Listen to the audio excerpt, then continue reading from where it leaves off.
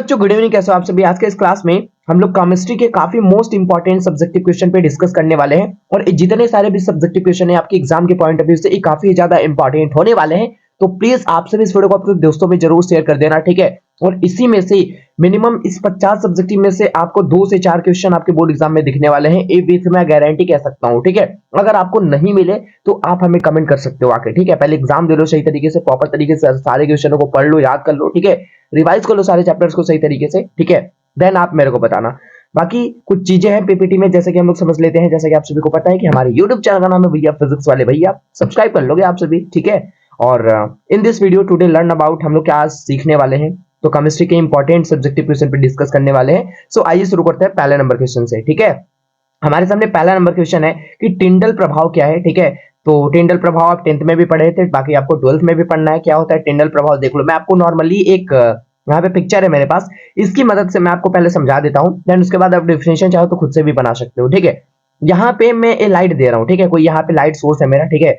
मैं किरण पुंज क्या कर रहा हूँ, एक ऐसे ही मैं वाटर से गुजार रहा हूँ और एक कोलाइडी विलन से गुजार रहा हूँ, ठीक है। मेरे पास एक विलन है, विलन नहीं, एक वाटर है मेरे पास, ठीक है। एक वाटर है और एक हमारे पास कोलाइडी विलन है, ठीक है। दो चीजें हैं हमारे पास।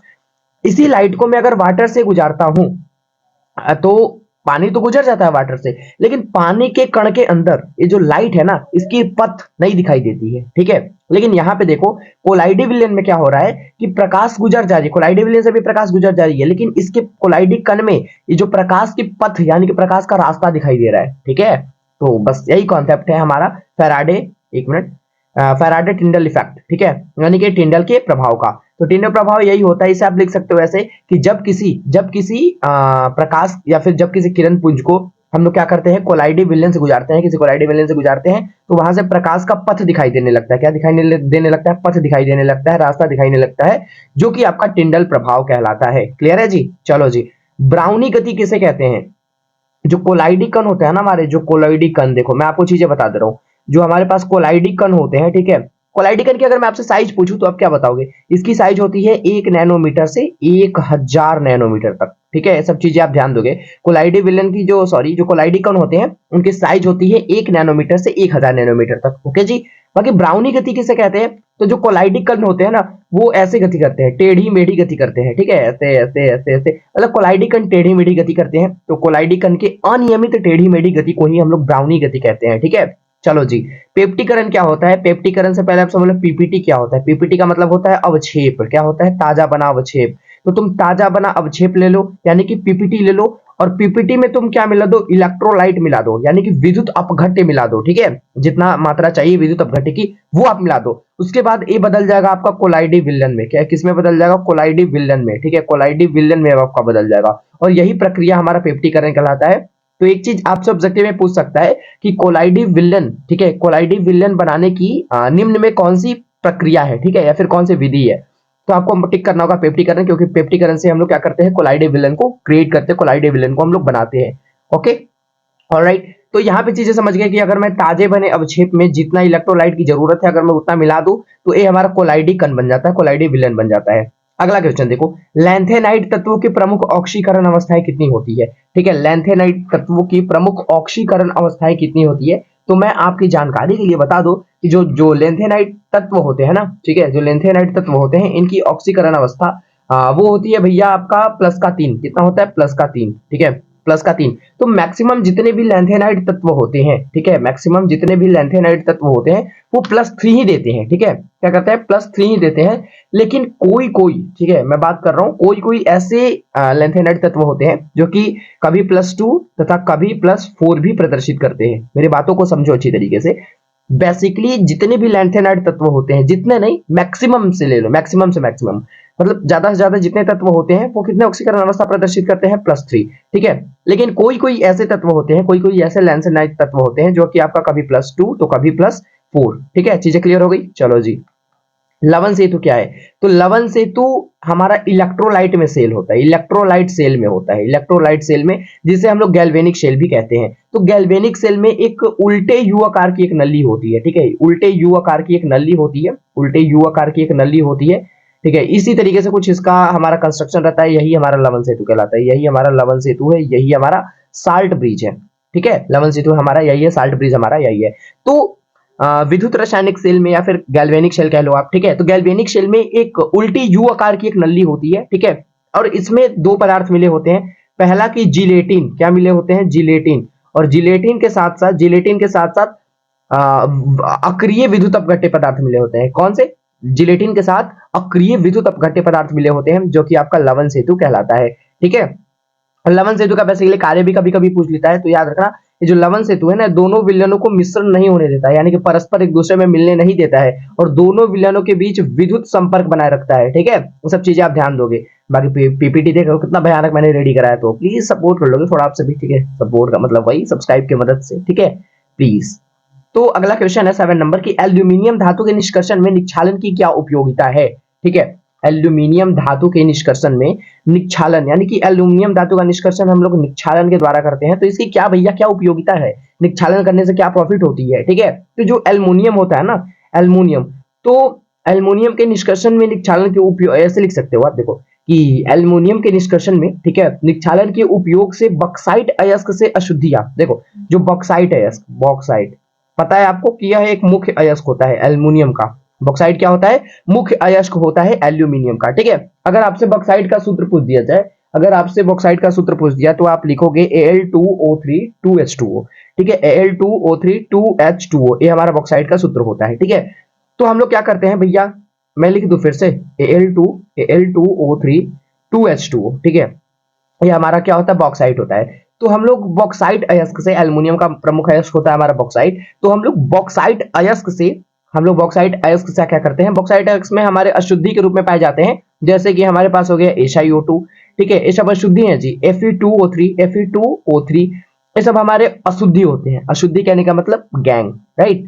तो ये सब अशुद्धि होते हैं। अब इनको हटाने के लिए हम लोग क्या करते हैं, इन्हें हटाया जाता है निक्षालन के द्वारा। किसके द्वारा, निक्षालन के द्वारा, और निक्षालन के द्वारा ही ये आसानी से हटाए जा सकते हैं, ठीक है। तो वही कारण है कि हम लोग एल्युमिनियम धातु के निष्कर्षण में हम लोग निक्षालन का यूज करते हैं। द्विक लवण किसे कहते हैं, द्विक लवण तुमको नाम से पता चल रहा है कि यह दो लवणों का मिश्रण है। क्या है, दो लवणों का मिश्रण है, ठीक है। द्विक लवण दो लवणों का मिश्रण है, ठीक है। और अगर आप इस द्विक लवण को आप पानी में अगर आप विघटित कर देते हो, किसमें, अगर आप पानी में इसे आप विघटित कर दोगे ना, तो यह धातु के दो आयन देता है, ठीक है, धातु के दो आयन देता है, ठीक है, धातु के दो आयन देता है, ठीक है जी। चलो आगे बढ़ जाते हैं 9 नंबर क्वेश्चन। अच्छा, इसका एक उदाहरण भी पूछा, तो एग्जांपल में ले लो पोटास फिटकरी, ठीक है, पोटास फिटकरी। चलो जी, अगला क्वेश्चन 10 नंबर। अगला क्वेश्चन हमारे पास 10 नंबर की, अल्कोहल एवं फिनॉल में अंतर स्पष्ट आपको करना है। अगर मैं आपसे पूछ लूं कि अल्कोहल को हम लोग, हमारा जो क्या होता है, अल्कोहल हमारा फंक्शनल ग्रुप होता है, उसका मूलक क्या होता है, मूलक आपको पता है कि R के साथ OH लगा रहता है, ठीक है, यानी कि कोई भी अल्किल समूह के साथ हमारा OH जुड़ गया है, हमारा अल्कोहल हो जाता है। लेकिन फिनॉल में ऐसा नहीं होता, फिनॉल में भैया ऐसा नहीं होता। फिनॉल में क्या होता है, फिनॉल में बेंजीन रिंग के साथ OH जुड़ा होता है, ये हमारा फिनॉल कहलाता है, ठीक है। तो बाकी हम लोग का टॉपिक क्या था कि अल्कोहल एवं फिनॉल में अंतर आपको बताने हैं। तो अल्कोहल में आप ये अंतर दे सकते हो कि यह आयोडोफॉर्म परीक्षण देता है या आयोडोफॉर्म परीक्षण नहीं देता है। इसकी एक खुद की अल्कोहलिक तीखी गंध होती है, लेकिन फिनॉल का ऐसा कुछ है नहीं, ठीक है। फिनॉल का खुद का अपना विशिष्ट क्या होता है, फिनॉलिक गंध होता है, ठीक है। और ले सकते हो अंतर में कि यह लिटमस परीक्षण नहीं देता है, ठीक है। जो हमारा अल्कोहल होता है ना, यह लिटमस परीक्षण नहीं देता है, अल्कोहल लिटमस परीक्षण नहीं देता है, जबकि ये लिटमस परीक्षण भी देता है। अगला क्वेश्चन 11 नंबर की, आप आवश्यक एमिनो अम्ल से क्या समझते हैं। पहला चीज है तो आप जानते हो कि विटामिन हमारे शरीर में नहीं बनता है, ठीक है, लेकिन ये हमारे शरीर के लिए, जैविक क्रियाओं के लिए, उचित वृद्धि के लिए इंपॉर्टेंट होता है। सेम उसी तरीके से जो हमारा एमिनो अम्ल होता है, ये हमारे शरीर में क्रिएट नहीं होता है, हमारे शरीर में नहीं बनता है, ठीक है, लेकिन ये हमारे शरीर की उचित वृद्धि के लिए, जैविक क्रियाओं, हमारे जो भी अंदर एक्टिविटी होती है उसके लिए ये जरूरी होता है। तो इसे हम लोग क्या करते हैं, सेम विटामिन की तरह ही हम लोग क्या करते हैं, अलग भोज्य पदार्थ की माध्यम से हम लोग इसे ग्रहण करते हैं, ठीक है, अपने बॉडी में लाते हैं। नाइट्रोजन के अणु कम क्रियाशील क्यों होते हैं, आप 11 से ही पढ़ते आ रहे हो यार, कि जो नाइट्रोजन होता है वो आपस में त्रिआबंध बनाते हैं। कितने आबंध बनाते हैं, त्रिआबंध बनाते हैं, ठीक है, त्रिआबंध यानी कि 3 बॉन्ड बनाते हैं। तो जिसके कारण ये क्या होते हैं, ज्यादा उत्तेजित नहीं हो पाते हैं और बस यही कम क्रियाशील होते हैं। क्या होता है जब PCl5 को आप गर्म करते हो, यानी कि जब आप PCl5 को आप क्या करोगे, गर्म करोगे, हीट कर दोगे, तो ये आपका PCl3 और प्लस में Cl2 में टूट जाएगा, ठीक है। एक ऑब्जेक्टिव क्वेश्चन पूछा जाता है कि PCl5 क्या है, तो यह एक अच्छा ऑक्सीकारक होता है, ठीक है। तो ये सब चीजें आप ध्यान दोगे। संपर्क विधि और स्टवाल्ड विधि में प्रयुक्त उत्प्रेरक के नाम बताए। लेकिन उससे पहले चीजें समझ लो कि संपर्क विधि से हम लोग क्या चीज का निर्माण करते हैं, ठीक है। तो संपर्क विधि से हम लोग चाहे तो ओलियम भी बना सकते हैं, संपर्क विधि से हम लोग ओलियम भी बना सकते हैं, ठीक है। इसका सूत्र होता है H2S2O7, ठीक है। ओलियम भी बना सकते हैं, सल्फ्यूरिक अम्ल भी बना सकते हैं, ठीक है। सल्फ्यूरिक अम्ल भी बना सकते हैं, सल्फ्यूरिक अम्ल भी बना सकते हैं इसके मदद से, H2SO4 भी बना सकते हैं, ठीक है। और ये हमारा ओस्टवाल्ड विधि से हम लोग नाइट्रिक अम्ल क्या बनाते हैं, ओस्टवाल्ड विधि से हम लोग नाइट्रिक अम्ल बनाते हैं। तो ओस्टवाल्ड विधि में उत्प्रेरक के रूप में हम लोग क्या लेते हैं, तो ओस्टवाल्ड विधि में उत्प्रेरक के रूप में हम लोग लेते हैं प्लेटिनम, क्या लेते हैं, प्लेटिनम लेते हैं। संपर्क विधि में भी हम लोग प्लेटिनम लेते हैं, तथा यहाँ पे प्लेटिनम या फिर आप वेनेडियम का पेंटाऑक्साइड भी ले सकते हो, वेनेडियम पेंटाऑक्साइड लेते हैं, ठीक है। तो ओस्टवाल्ड विधि में समझ गए, हम लोग इससे नाइट्रिक अम्ल को तैयार करते हैं, ठीक है। और इसके उत्प्रेरक के रूप में हम लोग लेते हैं प्लेटिनम की जाली लेते हैं वैसे, ठीक है, प्लेटिनम, ठीक है। संपर्क विधि से हम लोग क्या बनाते हैं, ओलियम बनाते हैं, सल्फ्यूरिक एसिड बनाते हैं, ठीक है। और इसका हमारा कैटालिस्ट हो जाएगा, इसका हमारा उत्प्रेरक हो जाएगा क्या भैया, प्लेटिनम भी हो जाएगा तथा वेनेडियम पेंटाऑक्साइड भी हो जाएगा। तो ये सब चीजें आप ध्यान दोगे, ठीक है। 15 नंबर क्वेश्चन, भोजन के परिरक्षण नहीं यहाँ पे है, परिरक्षक है, क्या है, परिरक्षक भोजन के परिरक्षक क्या है, इसके उदाहरण आपको देने हैं। तो भोजन के परिरक्षक वे होते हैं, भोजन के परिरक्षक क्या होते हैं बताओ। तो वही भोजन के परिरक्षक जो क्या होते हैं, भोजन को सड़ने से, गलने से, मतलब अपघटित होने से बचाते हैं, ठीक है, भोजन के परिरक्षक कहलाते हैं, ठीक है चीजें। भोजन के परिरक्षक क्या है, तो वही जो भोजन को अपघटित होने से, सड़ने से, गलने से, मतलब उसको सुरक्षा प्रदान करते हैं, बचाते हैं, ठीक है, वही हमारा भोजन का परिरक्षक कहलाता है। उदाहरण के लिए आप नमक ले लो, ठीक है, नमक ले लो, सिरिका ले लो, ठीक है, सिरिका ले लो, ये सब एग्जांपल हो गए। सिरिका में कौन सा एसिड पाया जाता है, अगर मैं आपसे पूछूं सिरिका में कौन सा एसिड पाया जाता है, तो आप बोलोगे कि एसिटिक एसिड, या एसिटिक एसिड का सूत्र क्या होता है, CH3COOH, ठीक है। ये सब चीजें आप ध्यान दोगे जी। चलो 16 नंबर क्वेश्चन की हीमोग्लोबिन में उपस्थित धातु का नाम बताएं। यानी कि हीमोग्लोबिन में जितने भी धातु उपस्थित रहते हैं, पहला धातु नहीं यहाँ पे होना चाहिए था, यहाँ पे तत्व होना चाहिए था, ठीक है, तत्व होना चाहिए था, क्योंकि इसमें धातु और धातु दोनों उपस्थित होते हैं, ठीक है। तो यहाँ पे 4 होते हैं मुख्य तौर पे, अगर मैं बात करूं प्रॉपर तरीके से, कि 4 यहाँ पे होते हैं, ठीक है, 4 तत्व उपस्थित रहते हैं हीमोग्लोबिन में, जिसमें से पहला है, ठीक है, पहला हमारा नाइट्रोजन, ठीक है, ओके, नाइट्रोजन हो गया, ऑक्सीजन हो गया, ठीक है, कार्बन हो गया और हाइड्रोजन। ये 4 तत्व मुख्य रूप से इसके अंदर उपस्थित रहते हैं, ठीक है, उपस्थित रहते हैं। लेकिन अगर वही धातु की बात कर देता ना, तो धातु इसके अंदर बस और बस लोहा उपस्थित रहता है। कौन सा, लोहा, Fe, ओके। चांदी विद्युत का अच्छा सुचालक होता है, क्यों। अब चांदी विद्युत का अच्छा सुचालक होता है, आपको पता है कि कोई भी चालक है, ठीक है, वो अच्छा चालक कब कहलाता है, जब इसके अंदर मुक्त इलेक्ट्रॉन की संख्या ज्यादा हो, ठीक है, जिसके अंदर मुख्य इलेक्ट्रॉन की संख्या ज्यादा हो। तो बस वही है, चांदी एक अच्छा विद्युत का सुचालक होता है, इसलिए क्योंकि इसके अंदर बहुत ज्यादा फ्री इलेक्ट्रॉन होते हैं, ठीक है, और फ्री इलेक्ट्रॉन ही हमारे क्या करते हैं, धारा का संचालक करते हैं। तो बस वही चांदी विद्युत का अच्छा सुचालक होता है, ठीक है। 18 नंबर क्वेश्चन कि नाइट्रोजन सिर्फ NCl3 का निर्माण करता है, जबकि फास्फोरस PCl3 PCl5 दोनों बनाता है। देखो बस यहाँ पे डी कक्षा की उपस्थिति के कारण ऐसा होता है, ठीक है, क्योंकि यहाँ पे देखो जो नाइट्रोजन हमारा होता है ना, इसकी डी कक्षा में उपस्थिति नहीं होता है, यानी कि डी कक्षा का तत्व नहीं है, नाइट्रोजन डी कक्षा का तत्व नहीं है, क्योंकि यहाँ पे फास्फोरस जो है वो डी कक्षा का तत्व है, ठीक है। तो जो डी कक्षा में आते हैं वो ज्यादा उत्तेजित होता है, तो इसी वजह से PCl3 और PCl5 दोनों बनाता है, ठीक है। जो फास्फोरस होता है वो PCl3 PCl5 दोनों बनाता है, ठीक है। और नाइट्रोजन क्या है, वो ज्यादा वो डी कक्षा में उपस्थिति नहीं होता है, ठीक है, जिसके कारण ज्यादा उत्तेजित नहीं हो पाता है, जिसके कारण NCl5 नहीं बनाते, NCl3 में ही अटक जाता है, ठीक है। चलो जी, नाइट्रोजन कमरे के ताप पे कम क्रियाशील क्यों होते हैं, यानी कि जो नाइट्रोजन होता है वो कमरे के ताप पे कम क्रियाशील क्यों होता है। पहला रीजन है कि जो नाइट्रोजन होता है वो क्रियाबल बनाता है, जिसके कारण ज्यादा उत्तेजित नहीं हो पाता, ठीक है, और एक कम क्रियाशील होता है। कमरे के ताप बेसिकली जो भी कमरे का ताप होता है वो क्या होता है, नॉर्मल होता है, ऐसे ही, ठीक है, नॉर्मल टेम्परेचर होता है। तो नॉर्मल पे ज्यादा मतलब वो क्रिया नहीं करता, अगर हाई टेम्परेचर रहता, ज्यादा टेम्परेचर रहता, तो वहां पे ज्यादा क्रियाशील होता है, ठीक है।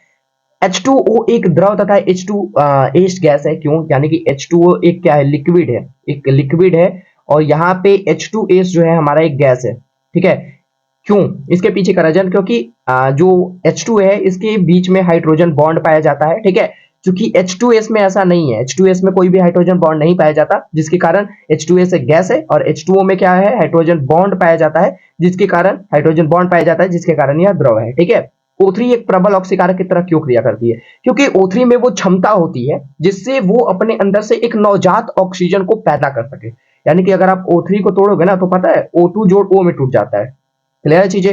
O3 हमारा ओजोन है, ठीक है, ओजोन को हम लोग O3 कहते हैं, ठीक है। तो ओजोन के अंदर वो प्रबल ऑक्सीकारक होने की क्षमता इसलिए होती है क्योंकि उसके अंदर एक क्षमता होती है वो एक नवजात ऑक्सीजन के अणु उत्पन्न करने की। और जो वो आप देख रहे हो, वो आप देख रहे हो ना, ये हमारा नवजात ऑक्सीजन है, ठीक है, नवजात ऑक्सीजन है। 22 नंबर क्वेश्चन कि Cl2 की विरंजक क्रिया का कारण बताइए। Cl2 की विरंजक क्रिया का कारण बताइए। Cl2 की विरंजक क्रिया का कारण हमारा होता है ऑक्सीडेशन, ठीक है, क्या होता है, ऑक्सीडेशन। चलो जी आगे आ जाओ, ऑक्सीकरण। दो विषैले गैसें के नाम आपको बताने हैं, दो ऐसे विषैले गैस के नाम बताने हैं जो क्लोरीन गैस के साथ क्लोरीन से बनाई जाती है, ठीक है। क्लोरीन गैस से बनाई जाने वाली दो आपको ऐसे विषैले गैस के नाम बताने हैं, जिसमें से पहला आपका फास्जीन यानी कि COCl2 और दूसरा है अश्रु गैस CClNO2। अब ये फास्जीन कब बनता है, जब आप क्या करते हो, क्लोरोफॉर्म को यानी कि CHCl3 को आप सूर्य की उपस्थिति में करते हो ना, तो हमारा ये फास्जीन बनता है COCl2, ठीक है। आगे आ जाओ, हेलोजन प्रबल ऑक्सीकारक क्यों होते हैं, इसके पीछे दो रीजन होता है। पहला कि इलेक्ट्रॉन बंधुता के कारण ये प्रबल ऑक्सीकारक होते हैं, और दूसरा कि इनके अंदर इलेक्ट्रॉन ग्रहण करने की बहुत ज्यादा क्षमता होती है। जैसे कि हम लोग बेसिकली इसे एक से डिनोट करते हैं, मान लो, ठीक है, यहाँ पे मैं 7 दे रहा हूँ, ठीक है, इसको अष्टक पूरा करने के लिए एक और इलेक्ट्रॉन की जरूरत है, तो यहाँ पे एक इलेक्ट्रॉन इसे दे दो, अब यहाँ पे तुरंत इस इलेक्ट्रॉन को ग्रहण कर लेगा और अपना अष्टक पूरा कर लेगा, ठीक है। तो बस यही हेलोजन प्रबल ऑक्सीकारक क्यों होते हैं, ठीक है, क्योंकि इनके अंदर इलेक्ट्रॉन ग्रहण करने की क्षमता जो है ना वो बहुत ज्यादा होती है। और दूसरा रीजन आप दे सकते हो कि बस वही दूसरा रीजन के रूप में आप क्या दे सकते हो कि इसकी इलेक्ट्रॉन बंधुता ज्यादा होती है, इलेक्ट्रॉन बंधुता के कारण प्रबल ऑक्सीकारक होते हैं। 25 नंबर क्वेश्चन देखो कि हेलोजन रंगीन क्यों होते हैं। हेलोजन रंगीन क्यों होते हैं, ये मैं आपको दे रहा हूँ HW, ठीक है। इसे बना के आपको मेरे व्हाट्सएप नंबर पे सेंड कर देना होगा, देन उसके बाद आज के क्लास का मैं PDF मैं आपको फ्री में प्रोवाइड कर दूंगा, ठीक है। और ये बिल्कुल लिखा लिखा हुआ, ठीक है, जैसे कि मान लो मैं यहाँ पे चीजें नहीं लिखा हूँ ना, तो ये लिखा लिखा हुआ आपको मिल जाएगा, ठीक है, क्योंकि मैंने आज के इस क्लास में समझाना उचित समझा। तो आप सभी प्लीज चैनल पे पहले बार हो तो सब्सक्राइब आप सभी कर लोगे, साथ में बेल नोटिफिकेशन को भी आप और सभी ऑल पे सेलेक्ट कर लोगे, ताकि हमारी जो भी नए नए वीडियो है वो सबसे पहले आप तक पहुंच सके, ठीक है। और मैं 2025 वाले बच्चों के लिए मैं बहुत बड़ा करने को सोच रहा हूँ, मैं बहुत ही जल्द उसे भी रिवील करने वाला हूँ, जैसा कि मैंने आप सभी को बता रखा हूँ, ठीक है। और बाकी मैं 100 सब्सक्राइबर का टारगेट करता हूँ कि 1 फरवरी तक आप सभी प्लीज कंप्लीट करवा दोगे, ठीक है। तो आज के लिए इतना ही रखते हैं, बाकी आप सभी से मैं मिलता हूँ जल्दी की नेक्स्ट वीडियो में। तब तक के लिए आप सभी को be positive and keep doing. Thank you so much, मेहनत करते रहो एंड बेस्ट ऑफ लक।